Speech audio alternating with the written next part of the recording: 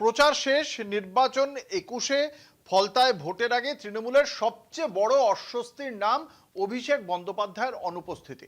দলীয় কর্মীদের প্রশ্ন, সেনাপতি যদি ময়দানেই না থাকে তবে লড়াইয়ের বার্তা যাবে কিভাবে? বিজেপি ইতিমধ্যেই আক্রমণ শানিয়েছে ডায়মন্ড হারবার মডেল নিয়ে। অন্যদিকে পুনর্নির্বাচনের আবহে চাপে জাহাঙ্গীর খান, প্রার্থী হিসেবে সরে দাঁড়িয়েছেন তিনি।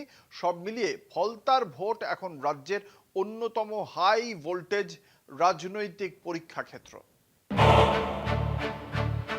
ফলতার পুনর্নির্বাচনের প্রচারে শেষ বাঁশি বেজে গিয়েছে, কিন্তু ভোটের আগের সবচেয়ে বড় প্রশ্নটা থেকে গেল, কোথায় অভিষেক বন্দ্যোপাধ্যায়? যে ফলতা একসময় ডায়মন্ড হারবার মডেলের গর্ব ছিল, সেই আসনেই পুনর্নির্বাচনের লড়াইয়ে কার্যত একা পড়ে গেলেন তৃণমূল প্রার্থী জাহাঙ্গীর খান।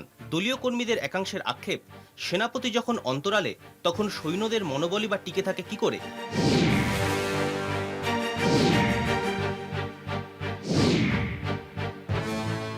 মাত্র 2 বছর আগে এই ফলতা থেকেই লোকসভা ভোটে সর্বাধিক লিড পেয়েছিলেন স্বঘোষিত যুবরাজ অভিষেক বন্দ্যোপাধ্যায়।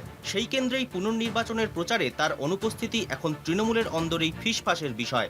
বিরোধীরা তো বটেই, প্রশ্ন তুলতে শুরু করেছেন ঘাসফুল শিবিরের নেতারাও। মুখ্যমন্ত্রী শুভেন্দু অধিকারী ও বিজেপির সভাপতি শ্রমিক ভট্টাচার্য প্রকাশ্যেই কটাক্ষে বিঁধেছেন ভাইপো বাবুকে। পুলিশ নেই তাই নেতা নেই।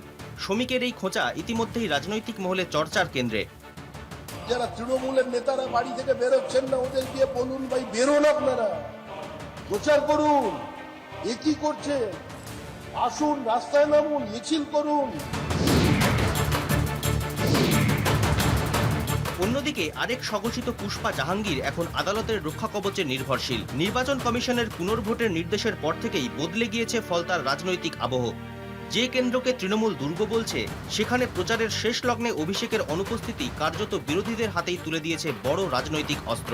ফলতার ভোট তাই এখন শুধু একটি বিধানসভা কেন্দ্রের লড়াই নয়, এটি অভিষেক বন্দ্যোপাধ্যায়ের রাজনৈতিক গ্রহণযোগ্যতা, ডায়মন্ড হারবার মডেল এবং তৃণমূলের সংগঠনগত আত্মবিশ্বাসেরও কঠিন পরীক্ষা। কনাদ দাশগুপ্তের রিপোর্ট, কলকাতা টিভি।